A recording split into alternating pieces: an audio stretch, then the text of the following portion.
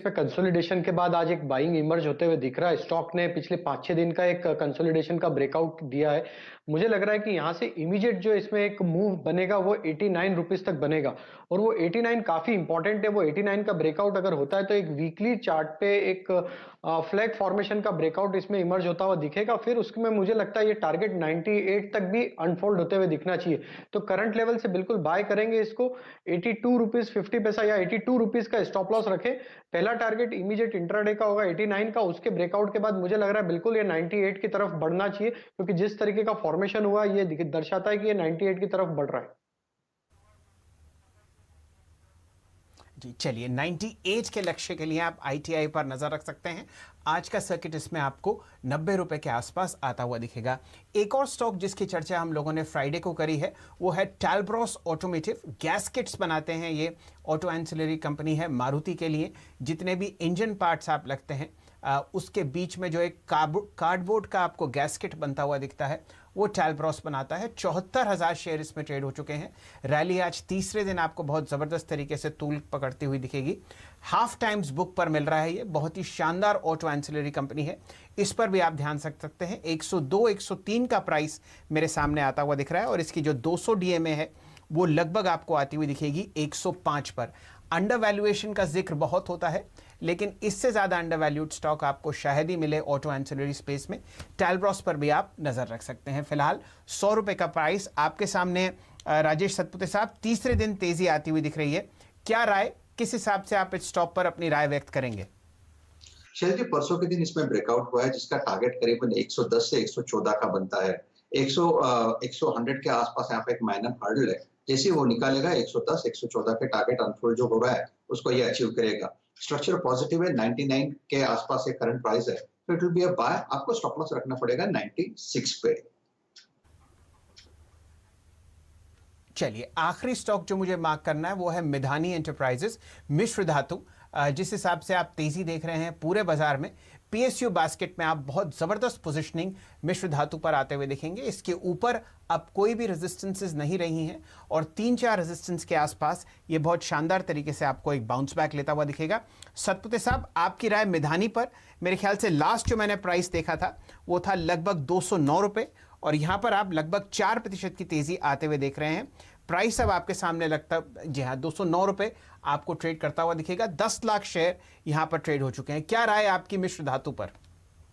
चलिए, trend reversal signal है यहाँ पे। 204 205 का वो एक लेवल था जिसके ऊपर इसने फ्रेश ब्रेकआउट दिया है, तो इसका जो नेक्स्ट टारगेट रहेगा वो रहेगा 224 का। So at a level of 208 209 it will be a buy with a stop loss of 202। तो खरीदारी की राय मिश्र धातु निगम पे आती हुई बहुत ही शानदार परफॉर्मेंस सरकारी कंपनियों में एक के बाद एक आता हुआ आपको दिखाई दे रहा है। लेकिन अभी अभी उदयन सर जो बात कर रहे थे कि फाइनेंशियल्स पे नजर रखिए। शैल जी, एक चार्ट आप जरूर देखिएगा। मैं आज चूंकि घर पे हूं तो चार्ट नहीं दिखा पा रहा हूं। वो है पीईएल या पीरामल एंटरप्राइजेस। अगर आप फाइनेंशियल्स में एक स्टॉक पे बहुत अच्छी शॉर्ट कवरिंग की जगह बनते हुए आज देख रहे हैं तो ये वही स्टॉक होगा, क्योंकि ये लगातार पिछले 1.5 महीने से कोशिश कर रहा था, 2 महीने से कोशिश कर रहा था 4 डिजिट में आने की, नहीं आ पा रहा था। आज देखिए खुला फ्लैट, और उसके बाद स्क्रीन पे खरीदारी हुई है। कैश में भी बहुत अच्छे वॉल्यूम के साथ खरीदारी है, और एक बहुत बड़ा मेजर ब्रेकआउट है। पालवे जी, एक बहुत ही स्ट्रॉन्ग शॉर्ट कवरिंग कैंडिडेट तो दिखता ही है। एक पोजिशनल अगर आप ट्रेड करना चाहें या इवन इन्वेस्टमेंट व्यू से एंट्री लेना चाहें तो एक मेजर बड़े ब्रेकआउट के बाद आज आपको एंट्री का मौका दे रहा है। जी प्रदीप जी, बिल्कुल। जिस तरीके से फाइनेंशियल स्टॉक्स में एनबीएफसी में जिस तरीके से आज बाइंग बना है, और पीएल ने जो ब्रेकआउट दिया है आज वीकली चार्ट पे देखें तो जो फॉर्मेशन बना है उसके हिसाब से मुझे लगता है ये स्टॉक बिल्कुल नॉन स्टॉप 1100 की तरफ बढ़ेगा। और करंट लेवल से बिल्कुल ट्रेडिंग पॉइंट ऑफ व्यू से भी बाय करना चाहिए, और किसी को इन्वेस्टमेंट करना है तो थोड़ा सा वेट कर ले, अगर या फिर स्टैगर्ड मैनर में भी बाय किया जा सकता। अब ये स्टॉक में 980 का लेवल काफी इंपॉर्टेंट रहेगा कोई भी करेक्टिव एक्शन का। अगर ये उसके ऊपर अब बना रहा तो ये स्टॉक में 1150 1200 तक के टारगेट भी आते हुए दिखना चाहिए।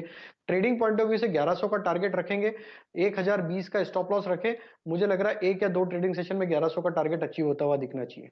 है तो इसके ऊपर रहेगी नजर। लेकिन आप देखिए मारुति के बिक्री के आंकड़े आपकी स्क्रीन पर। मई में कुल बिक्री 18,000 540 यूनिट्स की हुई है। एक्सपेक्टेशन था कि ये ढीली रहेगी बिक्री, 30,000 के आसपास का एक्सपेक्टेशन लगाया जा रहा था, तो एक्सपेक्टेशन से थोड़ी और कम गाड़ियां इन्होंने बेची हैं।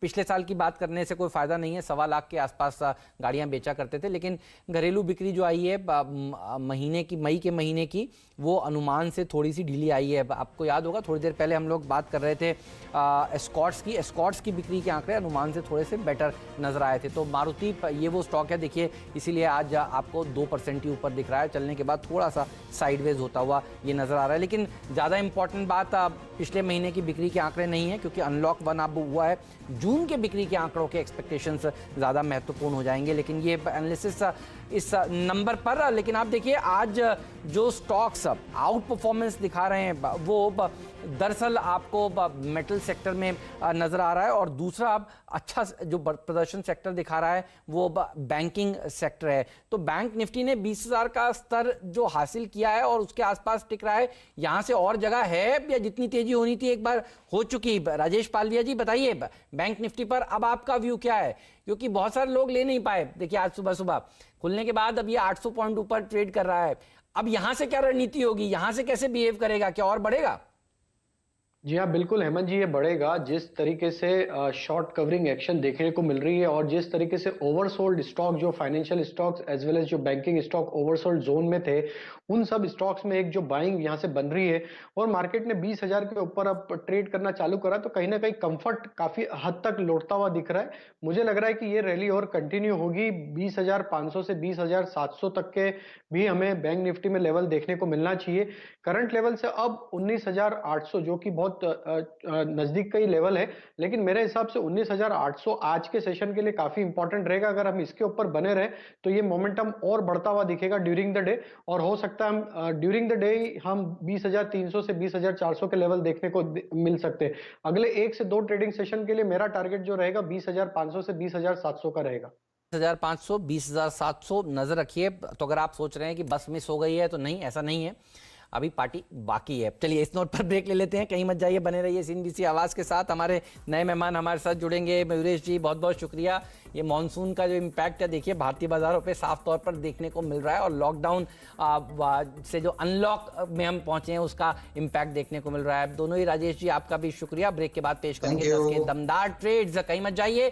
चंदन तापड़िया हमारे साथ जुड़ेंगे एक्सिस सिक्योरिटीज के और डेरिवेटिव टेक्निकल और डेरिवेटिव रिसर्च हेड एक्सिस के हमारे साथ राजेश पालविया जी बने रहेंगे। वर्ल्ड मिल्क डे भी आज CNBC आवाज और पूरी दुनिया देखिए सेलिब्रेट कर रही है। तो 10:10 पर RS सोडी साहब हमारे साथ होंगे, जो MD हैं GCMMF के।